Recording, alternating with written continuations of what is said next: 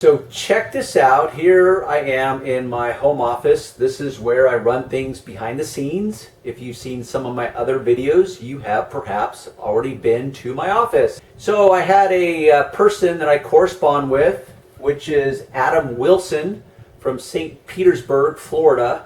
And it's a common question, and I thought, hey, this would make a perfect video moment. And the question is, and I will read it verbatim, but he asked, when it comes to a customer's personals inside the vehicle, what do you do with those? For example, odds and ends laying around, or a console with things inside, or even a trunk with things scattered about, which is a very good question.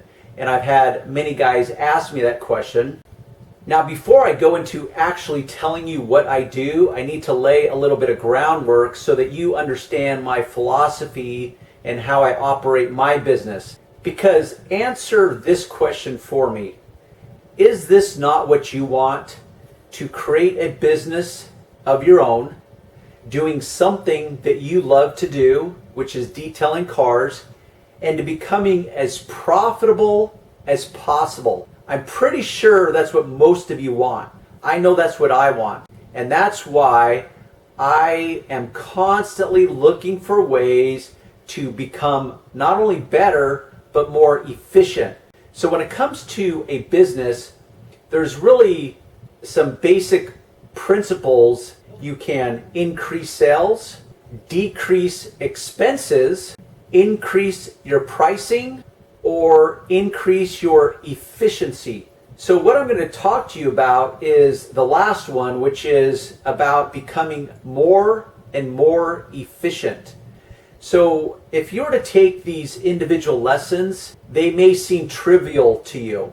And at the end, they may save you only 3 minutes, 5 minutes. What's the big deal, Darren? That's only 5 or 10 minutes. Who cares? But the point is that when you add up all these little moments of efficiency that you can either build into your operation or choose not to, they add up. And they can add up to a half an hour, 2 hours. If I were to compare what I do today as compared to, let's say, 5, 10 years ago, not only do I deliver a better service, but I do it in less amount of time with less effort. So that's a combination of a few things. Not only products that I use, but techniques that I employ in order to get the results that I want. Efficiencies at every level.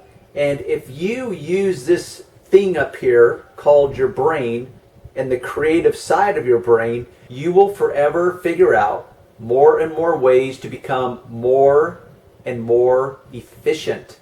This can mean that you can end up charging your customer more than what you were the year before, or you're able to do the same job in less amount of time, less effort, and therefore it makes you more profitable. So instead of spending 5 hours to do a detail, now you're spending 4 hours to do the detail for the same amount of price. So it also makes you more competitive, because now you don't necessarily have to raise your prices to make more money. Now, because you're more efficient, you're making more per hour, and therefore not only are you making more per hour, which all of us want to do, but you're staying ahead of your competition. So back to the question, because what I do is I try to, and this is what I talk about, kings. There are many kings in my world. Communication is king. Presentation is king. If you've watched a number of my videos, you'll realize that very common things keep coming out of my mouth. And after a while, you'll learn this, what I call Darren's lexicon, which is just a glorified name of saying Darren's language, because the language is based on detailing and business and what I call self-mastery, and that's a whole nother can of worms. So one of those kings is presentation. So specifically with Adam, how do I deal with the situation? So as a rule, I try to put as much burden or responsibility back onto my customer as possible. But this is where presentation comes in, because based on how you present an idea or a concept to anyone will determine the results or the reaction or the response that you'll get in return. So it's amazing that you can take the same goal and present it in 10 different ways and get 10 different responses or results back based on how you present the idea. So when it comes to the car, so if I can save 5 minutes anywhere, I'm going to do it. A big part of how I do that personally is I put as much of the responsibility onto the customer as possible.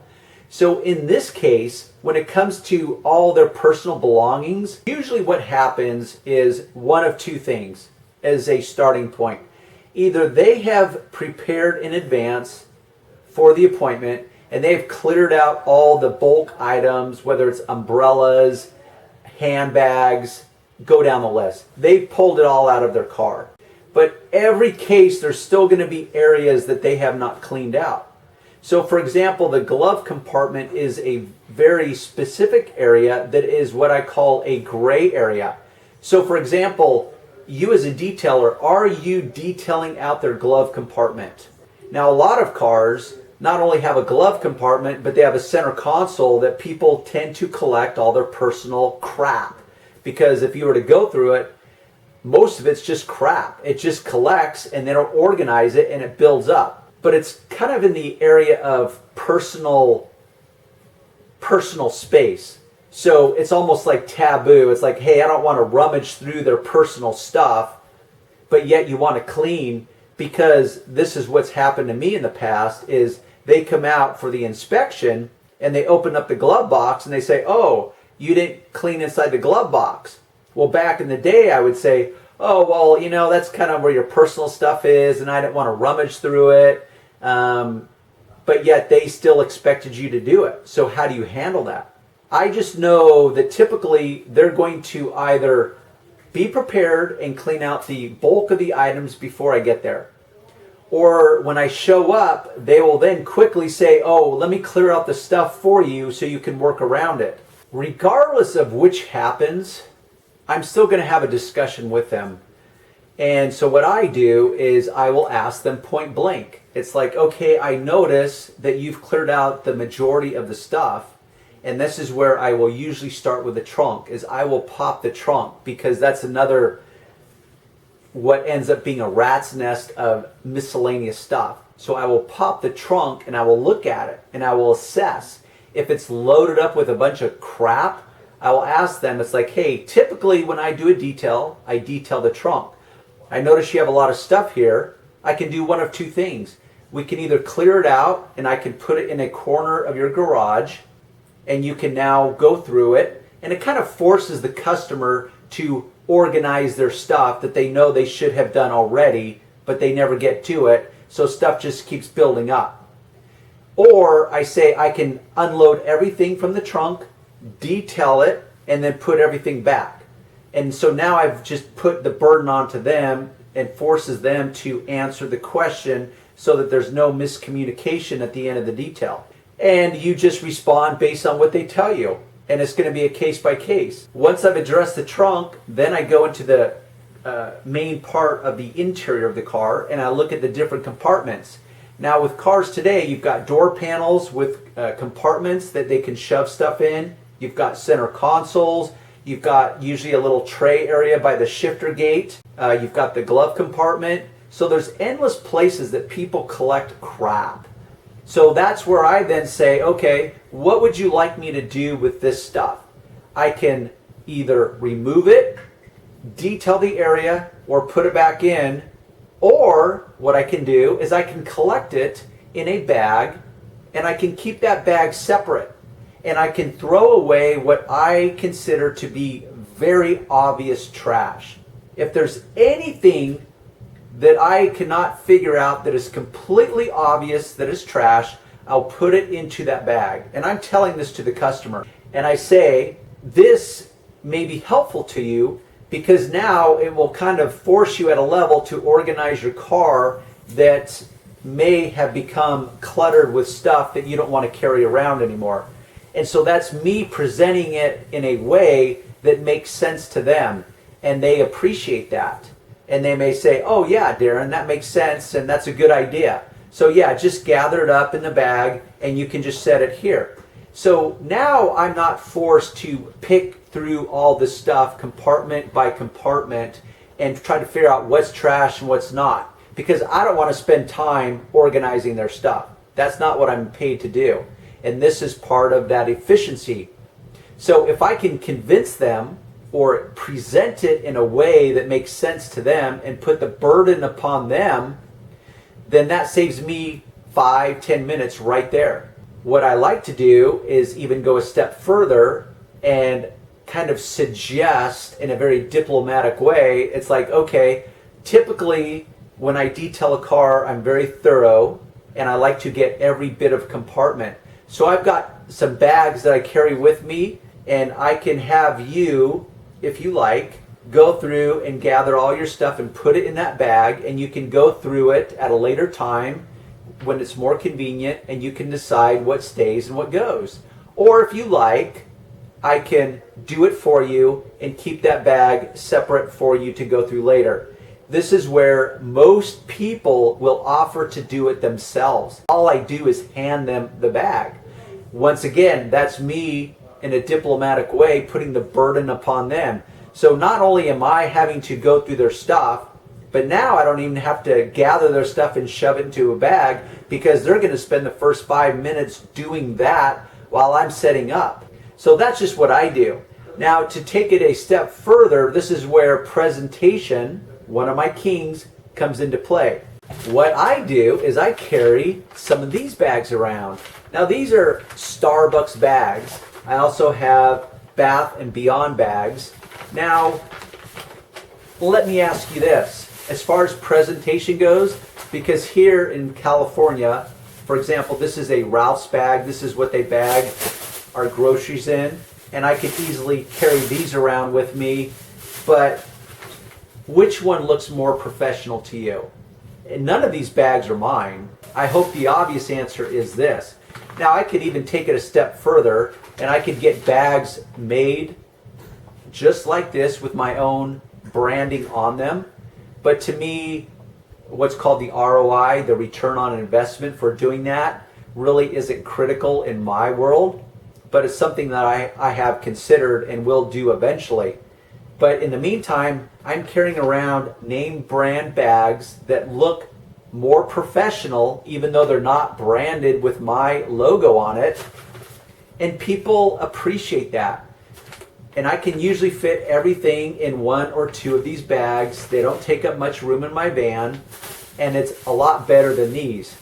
But how do you get these bags? Well, that's where you have to use your creative thinking. I gather these over time. I save them if we go to Starbucks. One of our kids used to work at Starbucks, so he could bring them home. My wife loves Bath and Beyond or Bath and Body Works, so she saves these bags for me. But that's how I handle it in my world, and hopefully, Adam, that did answer all your questions for you. Anyhow, it was a great question. I thought it was worthy of a video moment. Hopefully you've learned something. Don't forget, you can follow me on Instagram. You can follow me on Facebook. Literally, I can always be found at those 3 words, Auto Fetish Detail, okay? Also, don't forget, leave a comment. 1 word, 2 words, a paragraph, I don't care. As I've introduced in my last video, it makes my videos more relevant. That allows me to get this information out to more of you guys. I appreciate these questions. Adam, perfect example. Because I guarantee you're not the only one that has asked this question. And as I said, this question is one that has come up multiple times. So make a comment, give it a thumbs up, give it a thumbs down. I don't care if you hated the video. You can still tell me, Darren, your video sucks. It's like, well, guess what? Hopefully I just suck less than I used to suck. Because at the beginning, yes, I really suck. I just am trying to suck less and less the further I go with these videos. I do read as much of your questions, and I do my best to answer them as quickly as I can. But you got to remember, this is truly my world, and I still make a living doing this. But thanks for tuning in.